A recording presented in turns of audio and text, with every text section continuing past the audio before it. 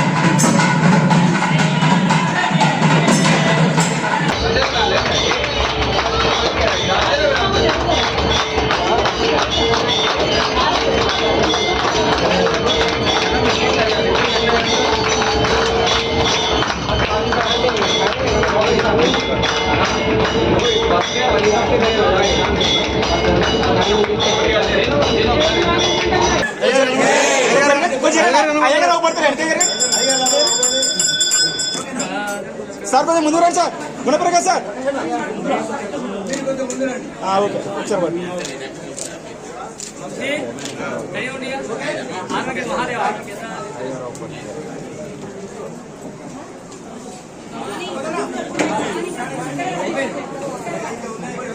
నిలువై ఉన్నటువంటి పరాశక్తి భద్రకాళి అమ్మవారు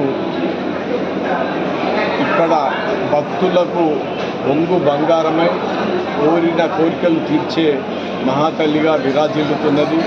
ఈ పవిత్ర పుణ్యక్షేత్రంలో గత 14 సంవత్సరాల నుంచి కూడా ప్రతి సంవత్సరం వైభవోపేతంగా బ్రహ్మోత్సవాలు జరగడం ఒక ఆనవాయితీగా వస్తున్నది. ఈ సంవత్సరం కూడా పట్టణ ఆర్యవైశ్య సంఘం ఆధ్వర్యంలో నేను మా యొక్క కార్యవర్గం సభ్యులందరూ కూడా ఎంతో భక్తి శ్రద్ధలతో ఈ యొక్క కార్యక్రమంలో పాల్గొనడం జరుగుతూ ఉన్నది. ప్రతి సంవత్సరం కూడా అన్నప్రసాద వితరణ జరుగుతూ ఉన్నది. ఈ దేవాలయం కూడా వాస్తవం చెప్పాలంటే నేరుగా చేసిన రోజులలో దీనికి మనము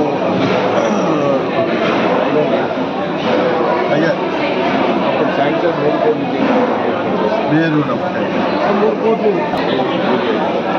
మాడవీధులకు శ్రీకారం చుట్టి దాదాపు 60 లక్షల రూపాయలు detailed project report municipal funds release చేయడం జరిగింది. అంతేకాక మాడవీధులకు 3 కోట్ల రూపాయలు బేసిక్గా రిలీజ్ చేయడం జరిగింది. ఈరోజు మాడవీధులు కూడా రూపుదిద్దుకుంటూ ఉన్నాయి. మాడవీధులు రూపుదిద్దుకునేది ఉంటే మాత్రం దీని యొక్క అభివృద్ధి ఆగదు. ప్రపంచవ్యాప్తంగా దీనికి ఇప్పటికే గుర్తింపు ఉన్నది. ఉజ్వలమైనటువంటి ఆధ్యాత్మిక భవిష్యత్తు ఈ పవిత్ర పుణ్యక్షేత్రానికి ఉన్నదని నేను భావిస్తున్నా. ఈ అమ్మవారు బ్రహ్మోత్సవాల సందర్భంగా అందరూ భక్తులు కోరుకునేది సుఖశాంతులతోటి ఉండాలి, వారి జీవితాలు ఆనందమయంగా ఉండాలి అని కోరుకుంటా ఉన్నారు. తప్పకుండా అది నెరవేరుతుందని మేము భావిస్తున్నాం. నాకు ఈ అవకాశం ఇచ్చిన అందరూ కూడా కృతజ్ఞతాభివందనములు. నాతో పాటు సహకరించినటువంటి కొన్ని వీరన్న, మలయాళ వీరన్న, పాదాల కృష్ణ, నల్వ తదితర అందరికీ